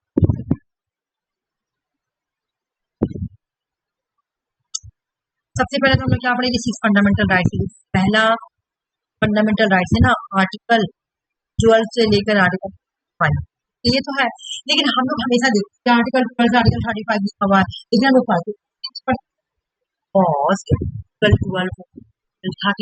इसमें स्टेट का डिफिनेशन लिखा है, डिफिनेशन ऑफ स्टेट है। आर्टिकल 30 में जुडिशियल रिव्यू के बारे में लिखा हुआ है, जुडिशियल रिव्यू का आर्टिकल ये 14 से स्टार्ट यहाँ पे लिखा हुआ है स्टेट का डिफिनेशन आर्टिकल 12 में। आर्टिकल 13 में लिखा हुआ है कि अगर कोई भी लॉ बन रहा है, कोई भी कानून बन रहा है, कोई भी लॉ बन रहा है, और अगर आपको फंडामेंटल राइट का वॉयलेशन हो रहा है ना, तब सुप्रीम कोर्ट वहां पे आपको जजमेंट आर्टिकल 13 में लिखा। तो आर्टिकल 13 को हम लोग बोलते हैं कि जुडिशियल रिव्यू आर्टिकल, ठीक है ना। तो 12 पर 13 तो आर्टिकल तो समझना भी नहीं समझ में आएगा तो मुझे बोलना, ठीक है। चलो आ जाओ। हाँ नहीं और ये पूछेगा। अच्छा इसका क्वेश्चन आया हुआ ना, मैं तुमको पढ़ाऊँ ना, तो जो मैं पीडीएफ भेजी हूँ ना क्वेश्चन 2017 का, उसमें देखना दो फंडामेंटल राइट का क्वेश्चन है, सॉल्व करना, ठीक है ना। क्वेश्चन कैसे आएगा मैं बता देती हूँ। देखो एक तो तुम्हारा क्वेश्चन, हाँ मैं पीडीएफ भेजी हूँ, तुमको भी भेजी हूँ, और तुम्हारा इसमें ग्रुप में भी है। देखो क्वेश्चन पूरा क्वेश्चन तुम्हारा आएगा 60 क्वेश्चन आएगा। हाँ हाँ हाँ बिल्कुल बिल्कुल है। तो ऐसे दे देगा, देखो ऐसे दे देगा, ठीक है ना, ऐसे दे देगा एबोलिशन ऑफ अनटचेबिलिटी, ठीक है ना। अब बोलेगा बताओ इसमें से कौन सा आर्टिकल है नहीं, हाँ ये कौन सा आर्टिकल है, आर्टिकल 17 दे देगा, आर्टिकल 18 दे देगा, आर्टिकल 14 दे देगा, और आर्टिकल हाँ और से भी दे देगा, और ये नाम भी दे सकते। लेकिन अभी मैं बताऊंगी कैसे देगा, ठीक है ना। 17, 18, 14 और उसके बाद तुम्हारा 15 दे देगा। अब तुमको पता है एबोलिशन ऑफ अनटचेबिलिटी किसमें आर्टिकल 17 में होता है, हाँ ऐसे आता है, ठीक है। वैसे वो क्वेश्चन भेजी तुम एक बार नजर करना उस पर, ठीक है ना। बहुत सारा प्रीवियस क्वेश्चन तुम्हारा टॉपिक से। वैसे मैं क्वेश्चन एनालिसिस करके लाऊंगी, मैं सोच रही हूँ पहले ये करवा दी, बाद में क्वेश्चन आर्टिकल जो क्या बोला गया आर्टिकल, इसका नाम क्या है, इसका नाम है राइट टू, है ना। इसका नाम क्या है जो आर्टिकल 14 का नाम है ना, उसका नाम दिया गया है राइट टू इक्वलिटी। देखिए राइट टू इक्वलिटी का आर्टिकल कितना है 4, सॉरी 4 नहीं 5 है, 14 से लेके 18, है ना। इसको याद करने का राइट, पहला हो गया right equality, right to equality में पहले आएगा 14 में क्या बोला गया, equality before law and equal protection of the law. कानून की नजर चाहे वो फॉरनर हो चाहे कानून की नजर में पहले इक्वलिटी, कानून की नजर में पहले इक्वलिटी आता है। कानून की क्या मान लो और कोई तुम्हारा फॉरनर है, फॉरनर इंडियन ने क्या किया, फॉरनर को मार दिया, मर्डर कर दिया। अब ये फॉरनर का जो भी रिलेटिव वो जाएगा कोर्ट, है ना। अब बोलेगा सर देखिए मेरा आर्टिकल 14 का वायलेशन, आर्टिकल 14 को किया गया, कुछ आर्टिकल ऐसा जो सिर्फ इंडियन को मिला हुआ, कुछ आर्टिकल ऐसा जो दोनों को, तो यहाँ पे जब जज जो है ना, जज में इतना आएगा ना, तो ये नहीं दिखेगा इवन एक इंडियन है तो उसने मर्डर किया तो अच्छा किया, नहीं, ये क्या बोलेगा, इक्वलिटी, इक्वल प्रोटेक्शन। इक्वल से पहले मुझे इक्वल वाला कानून जो है ना पहले लाना, इक्वलिटी को प्रमोट, आपने उसको मारा, इक्वलिटी का मतलब क्या, आप इंडियन हो ठीक है कोई बात नहीं, लेकिन आपने मर्डर किया है, ठीक, नहीं तो आपको सर कानून की नजर में पहले, कानून की नजर में पहले आएगा इक्वलिटी, इक्वलिटी है ना, आपने इस ऑनर को मारा ना, आपको सजा मिलेगी, क्यों? क्योंकि पहले इक्वलिटी आता है ना। अब मैं यहाँ पे पार्सिलिटी नहीं दिखाएगा, कोई पार्सिलिटी ये नहीं दिखाएगा ये मेरे इंडियन है मैं इसको सजा ना दूं, चलेगा, इक्वलिटी होना चाहिए, कानून की नजर में सब बराबर, सब बराबर, कानून का जो आंख है ना, देखो कानून का जो आंख है ना, इसकी नजर में सब बराबर चाहिए, कानून की सब बराबर, चाहे तो कहने का मतलब अगर कोई स्टेप मदर है ना, कोई स्टेप मदर है ना, तो उसका दो बच्चा है, एक अपना भी है और एक थोड़ा उसका स्टेप स्टेप भी है, अपना भी, बोले कि जो सबका जो चाइल्ड होगा ना, सेल्फ चाइल्ड होगा, वो और वो दोनों की नजर में बराबर है, ठीक है। इक्वलिटी फॉर लॉ का जो पहला आर्टिकल है क्या बोलता है, आर्टिकल कानून के सब, इक्वलिटी फॉर लॉ, ये आर्टिकल 14, आर्टिकल 14 क्या बोलता है, इक्वलिटी के बारे में बात कौन कर, इक्वलिटी फॉर लॉ है ना, इक्वलिटी बिफोर लॉ के बारे में कौन बात कर रहा है, आर्टिकल इक्वलिटी या इक्वल प्रोटेक्शन जो है ना, उसके बाद आता है आर्टिकल क्या बोला, provision of discrimination on the ground of gender, race and caste and sex, रोकना है इस चीज को, डिस्क्रिमिनेशन को रोकना, इस बेसिस पे डिस्क्रिमिनेशन नहीं है, रिलीजन के बेस पे डिस्क्रिमिनेशन है कि आप मुस्लिम हो, आप सिख, आप जाने नहीं, इस बेसिस पे आपके साथ डिस्क्रिमिनेशन नहीं है, पॉलिटिक्स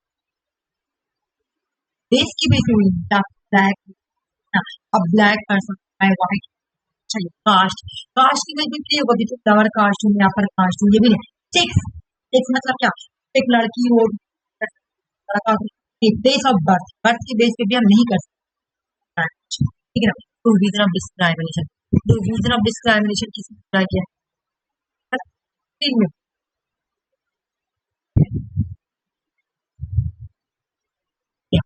इसके बाद आ गया equality of opportunity in matter the public, public interview, इसके एग्जांपल मान लो काजी ने जो देखो कि सैफो जो मर्सी है, बाकी सब सारे प्रोफेसर ही है ना, कोर्ट पे काम करे ना, equality of opportunity matter of, जहाँ पे पब्लिक इम्प्रूवमेंट है ना, सबको अपॉर्चुनिटी चाहिए, इक्वलिटी मिलनी चाहिए, अब वहाँ पे सर के साथ तो भी ऐसा मतलब एग्जाम्पल पब्लिक एम्प्लॉयमेंट का मतलब होता है गवर्नमेंट जॉब, है ना, मान लो कि तुम्हारा कोई गवर्नमेंट वैकेंसी ना, गवर्नमेंट वैकेंसी चल रही, और इस वैकेंसी में ये लिख दे कि सिर्फ हिंदू को मिलेगा, ये सिर्फ जैन इस तरह का लिख दे, वो गलत बात है, हम लोगों को पब्लिक एम्प्लॉयमेंट फुल अपॉर्चुनिटी, सबको full opportunity, public employment, public सबों के लिए, ऐसा नहीं पार्टिकुलर, तो जॉब में भी सबको अपॉर्चुनिटी है ना, पब्लिक एम्प्लॉयमेंट में सबको इक्वल अपॉर्चुनिटी, पब्लिक एम्प्लॉयमेंट क्या करो जॉब, तो गवर्नमेंट जॉब की अपॉर्चुनिटी, कभी टीचर बनाए, देखो टीचर बनाने का तो क्या आगे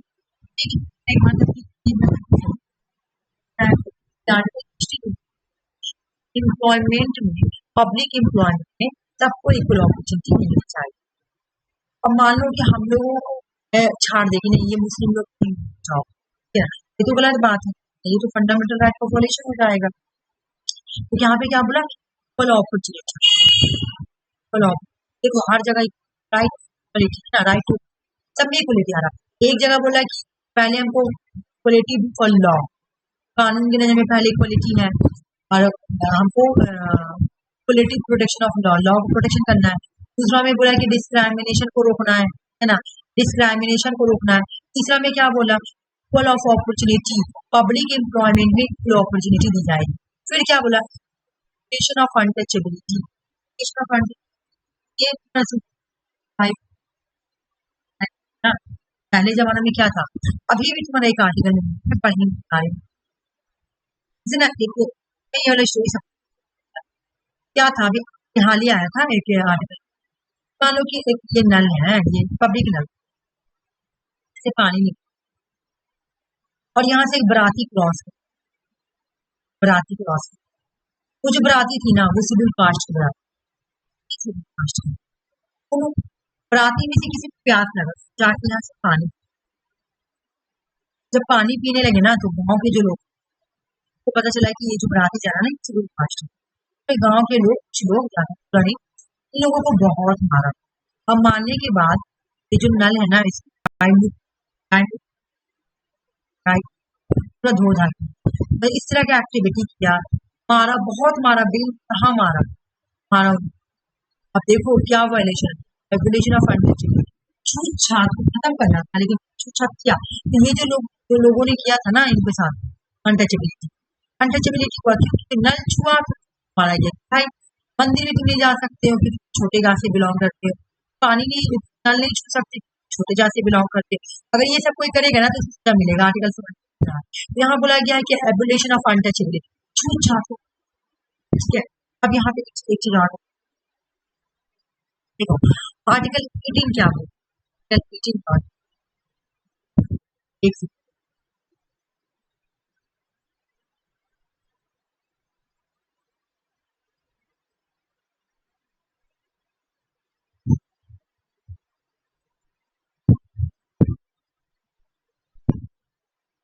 देखो दो में तो तुमको हर जगह बोला गया इक्वलिटी अपॉर्चुनिटी ये सब बात है। एक में बोला गया अनटचेबिलिटी खत्म करो, एक में बोला गया अनटचेबिलिटी खत्म करो, फिर लास्ट वाले में क्या बोला, आर्टिकल 18 क्या बोला, आर्टिकल 18 में बोला जा टाइटल को एबोलिशन ऑफ टाइटल, क्या टाइटल क्या, ये तो तुम पता ना चाहिए कि टाइटल का मतलब होता क्या है, टाइटल आखिर होता क्या है। जैसे पहले जमाना में क्या था, नाइट, सॉरी नाइट,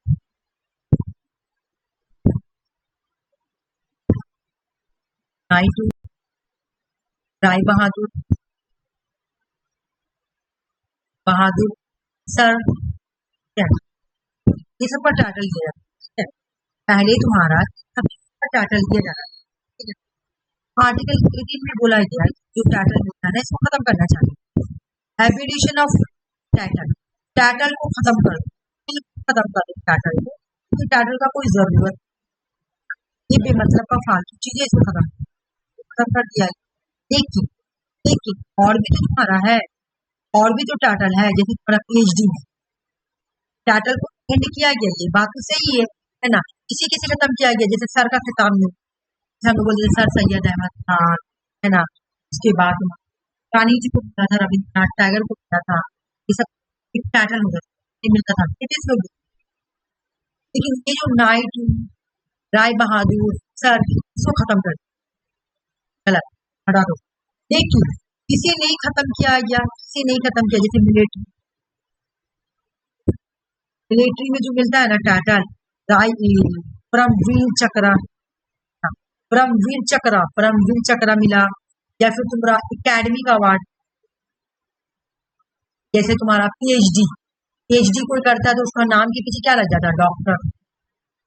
ये सब टाइटल नहीं खत्म किया गया, भारत रत्न अवार्ड, ये सब अवार्ड नहीं खत्म किया गया, ठीक है, ये सब टाइटल नहीं खत्म किया गया, भारत रत्न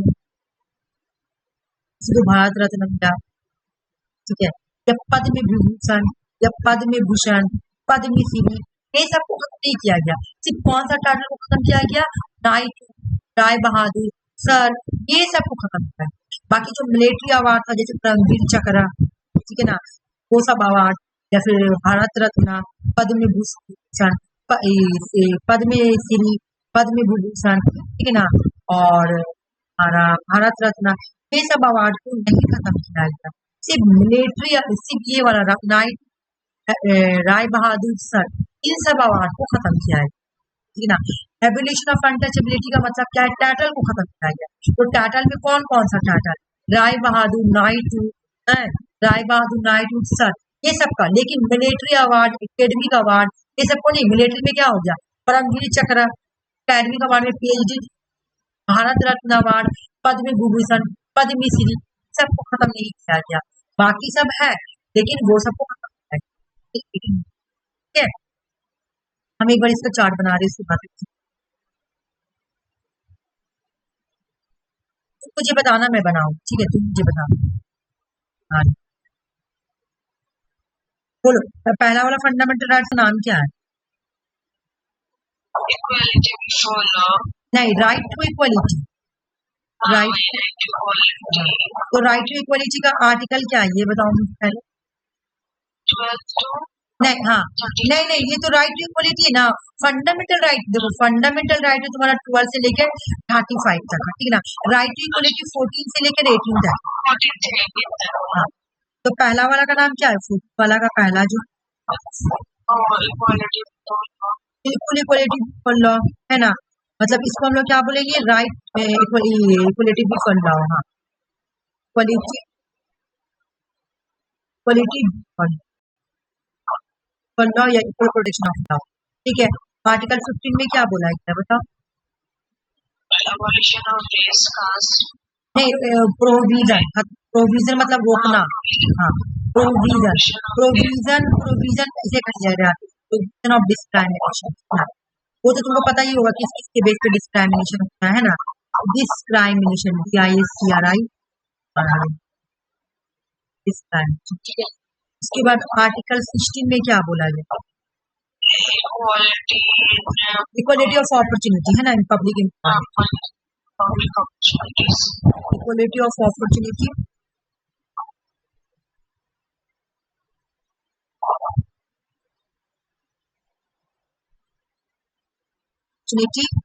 पब्लिक एम्प्लॉयमेंट ना, पब्लिक एम्प्लॉय, पब्लिक का मतलब गवर्नमेंट का। अच्छा, मुझे ये बताओ आर्टिकल 17 में क्या बोला है? एबॉलिशन ऑफ अनटचेबिलिटी, बिल्कुल, Operations of untouchable।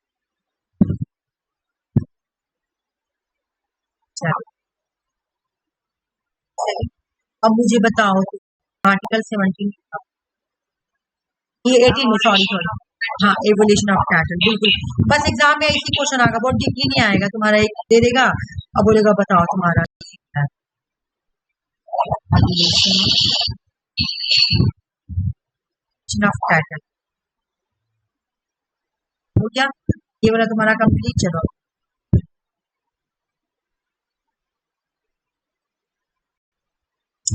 Fundamental rights का आर्टिकल 9 नीट में किसी पता क्या क्रोनोलॉजिकल ऑर्डर, बट हम पे एक बार क्रोनोलॉजिकल ऑर्डर में तुम याद कराने का कोशिश करो तो अच्छी बात है। देखो, राइट टू फ्रीडम, पहला आर्टिकल का नाम था राइट टू इक्वालिटी,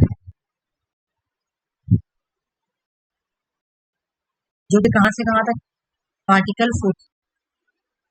दूसरा वाला आर्टिकल का नाम है राइट, ये कहां से कहां तक है? आर्टिकल 19 पर आ क्या? अच्छा, 19 में क्या बोला?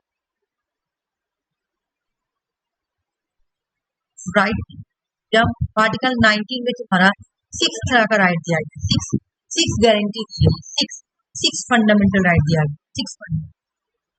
आर्टिकल 19 क्या क्या दिया गया? राइट ओनली की फ्रीडम है। किस चीज की फ्रीडम है? चलो मैं इसको ऐसे याद कराती हूँ। देखो, मान लो कि इसको मैं ऐसे याद करा दूँ ना कि देखो, एक तो तुम्हारा क्रोनोलॉजिकल ऑर्डर अगर आ गया तो कर सकते हो क्रोनोलॉजिकल ऑर्डर, कि तुम अपने माइंड में अगर कहीं से भी इस पूछे कि कौन सा आर्टिकल माइंड में आ जाए, ये फंडामेंटल राइट का आर्टिकल। मान लो कि कट्टर मुस्लिम बनाना है, कोई होता है ऐसा क्रिटिसाइज नहीं करी, ऐसे याद कराने पे ना लड़कियों लोग को फ्रीडम नहीं थी, कुछ भी नहीं, लेकिन बोला गया घर में कि चलो आपको फ्रीडम दिया जाएगा, अब बोलो। अब बोलने के लिए आपको बोला गया कि right to freedom of speech and expression, इस घराना में बोला गया। आर्टिकल 19 का जो पहला है, ये एग्जाम में ऑर्डर आता है, नेट में आता है, अब टीचर वाले में हो सके पूछ ले ये कौन सा आर्टिकल से बिलोंग करता है, ठीक है ना। नेट में 2 तरीके से पूछा गया, पिछला भी उठा के दिया गया कि कौन सा आर्टिकल है, और क्रोनोलॉजिकल ऑर्डर पूछा गया, पूरा ही याद है। अगर याद हो गया तो ठीक, नहीं तो ऐसे भी तुम ऐसे याद कर सकते। देखो, स्टोरी से अगर याद हो तो बहुत अच्छी बात है। देखो, सबसे पहले याद रखना कि right to freedom speech and expression पहले आ रहा। राणा में बोला गया टर्म आना है, चलो लड़की लोगों को बोला गया कि आपको चलो फ्रीडम देते हैं, आपको फ्रीडम स्पीच एंड एक्सप्रेशन आपको बोलने की प्लेस है। फिर उन्होंने बोला कि राइट टू फ्रीडम असेंबली हम लोग ये भी दीजिए कि हम लोग असेंबली बना सकें। असेंबली का मतलब क्या है? गोल गोल गोल गोल से बातचीत तो बैठ, ठीक है ना। तो इस बनाना में ऐसा अलाउ नहीं चाहिए सब मिलकर बातचीत। इन्होंने बोला कि हम लोगों को ना पीसफुली असेंबली बातचीत करने के लिए हम लोग असेंबली बनाने को भी अलाउ कर दीजिए। तो उस घर में बोला कि चलो असेंबली भी बना लेना। तो असेंबली मतलब गोल सब औरत लोग जब बैठ के बातचीत करना हंसी ठीक है ना। लेकिन हम लोग कोई डिपेंड नहीं रखेंगे विदाउट आर्म्स। नहीं याद करने का तरीका होगा ये तो है राइट टू फ्री लोगों को पहले राइट टू फ्री जाएगा कि आप लोग असेंबल बना सकते हैं, असेंबल कर सकते हैं, किसी तरह का आर्म्स नहीं रखना, बंदूक। बल्कि बोले कि पापा को बोले कि पापा हम लोग असेंबल बना के चाचा चाची सॉरी चाची उची घर में जितने भी औरत लोग बैठ के बातचीत करेंगे, असेंबली बनाएंगे, लेकिन हम लोग किसी तरह का विपिन नहीं रखेंगे। हाँ बोला ठीक। उसके बाद बोला गया right to form association union and cooperation system. अब इन्होंने क्या किया, बोला कि चलो हम ना एक सोसाइटी मतलब आपस में ही मिलकर कोऑपरेशन कर लेते, अगर कोई किसी को बोलेगा ना हम लोग खड़ा हो जाएंगे, हम लोग एक दूसरे से जुड़ जा रहे हैं, जितने औरत लोग एक ग्रुप बना लेते, हम लोग क्या करेंगे, हम लोग डिस्क्रिमिनेशन हम लोग एक एसोसिएशन बना लेंगे एंड कोऑपरेशन कि अब घर का कोई भी जेंट्स हम लोग क्या बोलेगा ना सब औरत लोग इस तरह से। पहले क्या था राइट टू एक्सप्रेशन, फिर right to peacefully and without arms, फिर बोला ये कि हम लोग एसोसिएशन बना लेंगे या यूनियन भी बोल सकते या यूनियन कोऑपरेशन सोसाइटी बना के हम लोग करेंगे। अभी मैं इसको दूसरे तरीके से फिर हो गया चलो भाई घर का औरत को इतना भी आजादी मिल एसोसिएशन बनाओ। फिर क्या हुआ, फिर right to move and free for the age of.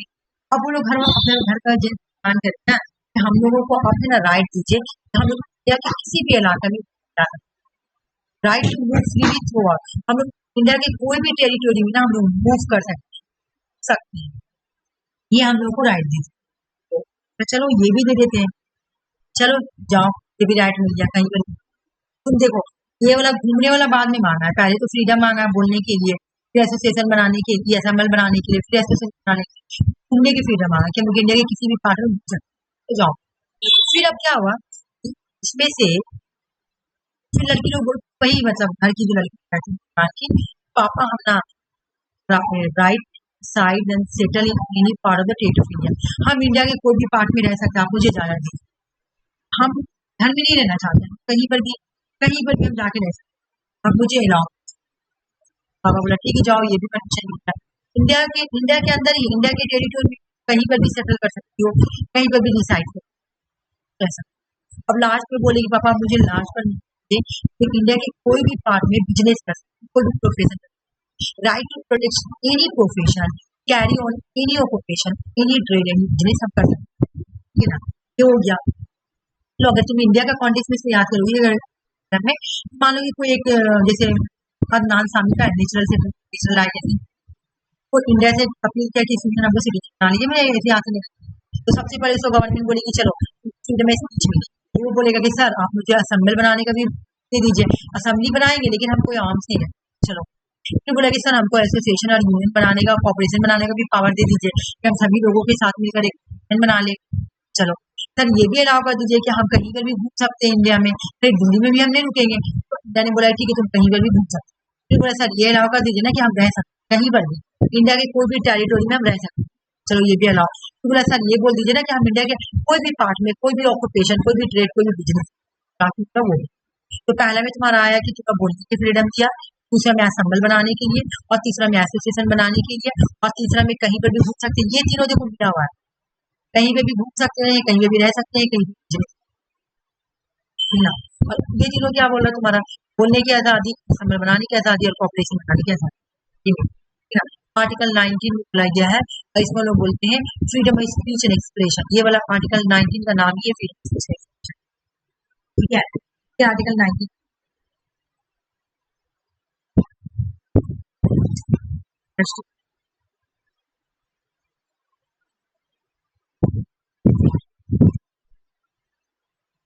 हो गया।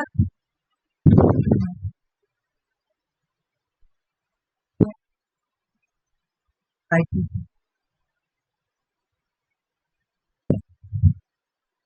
ठीक है ना। एग्जाम में right freedom of speech expression आए हैं ना, protection of right. Article 19, article 19 को पढ़ लिए, आर्टिकल 19 आया कितना, आर्टिकल 20, आर्टिकल 20 क्या बोल रहा, यहीं से तुम्हारा पीवाई की क्वेश्चन है, ठीक है ना। Protection in respect of collection since, मान लो हमारा कोई क्रिमिनल है, ठीक है, कोई क्रिमिनल, कोई ऑप्शन कन्वेंशन ना क्रिमिनल, तो जो क्रिमिनल है ना इसको भी प्रोटेक्शन देना है। तो क्या आर्टिकल 20, जैसे तुम जब निर्भया केस देखी होगी, निर्भया केस का जो है 12, ठीक उसके कुछ दिन बाद ही उसका जो एक अपराधी था ना, जो एक क्रिमिनल था ना, वो जेल में फांसी लगा, तो वो आर्टिकल 14 का वायलेशन, तो आर्टिकल 14 जो क्रिमिनल है ना उसको भी प्रोटेक्शन दे, वो अपना जान ना ले, आर्टिकल 14 चाहिए। इसको बोला जाता है protection in respect of conviction for option, conviction for option, criminal जो ऑप्शंस है ना उसको भी रेस्पेक्ट देता है, उसको भी प्रोटेक्शन देता है। आर्टिकल 21 बोलता है protection of life and personal, लोगों की लाइफ को प्रोटेक्शन देना, कि पर्सनल लिबर्टी को प्रोटेक्शन देना, ये आर्टिकल 1। आर्टिकल 21 ए क्या बोलती है, राइट टू एजुकेशन, 6 से 14 साल के हर बच्चे को फ्री एंड कंपलसरी एजुकेशन देना है, कंपलसरी है। Article 20 protection against arrest and detention in certain case, detention से आगे हो, डिटेंशन, चलो आगे मैं बता दूं डिटेंशन का मतलब। अच्छा मैं छोटा छोटा करके पढ़ा रही हूँ, इसका बहुत बड़ा बड़ा डिफिनेशन है, ठीक है, और टीचर के लिए करना है ना, नेट का बड़ा भी पढ़ना है। देखो डिटेंशन का मतलब क्या है, जैसे मान लो कि जब एनआरसी आया था, अलग अलग स्टेट में सबको प्रोटेस्ट कर रहा, प्रोटेस्ट कर रहा था, उसमें क्या करा था, लोगों को डिटेन कर जाके जेल में डाल दिया। डिटेन का मतलब होता है कि वो डरे कि ये दंगा फैला रहा है, इस डर से कि कहीं ना दंगा उसके इस हरकत से कहीं ना दंगा फैल जाए, इस डर से जाके जेल में डाल दिया था। तो जब हम लोग जेल में डालते हैं ना, जब मान लो कि कोई पर्सन को जेल में डालते हैं, लोगों को उस पर्सन को बचाने के उसके अगेंस्ट कि आपने क्यों उसको डिटेन किया, article 25 protection against arrest and detention, आपने इस पर्सन को डिटेन किया, आपने इस पर्सन को जेल में क्यों डाला, वजह क्या था, रीजन क्या था, ये पूछना आर्टिकल 20। मतलब किसी भी पर्सन को अगर कुछ डाल देना जाके जेल में, अब बोल रहा है कि हम इसको डिटेंशन किए, तब हम आर्टिकल 20 का यूज करके बोलेंगे सर बताइए आपने डिटेन किया, क्या वजह था कि जो आपने डिटेन किया, ठीक है। टाइम बहुत हो चुका है, लेकिन आज कल बात चलेगा। तो क्या करना, आर्टिकल 20 को याद करना है, कन्वेंशन फॉर ऑप्शंस, आर्टिकल 21 में याद करना है life and personal liberty, article 21 right to education, article 22 में डिटेंशन, ठीक है। ये कल पढ़ के आना,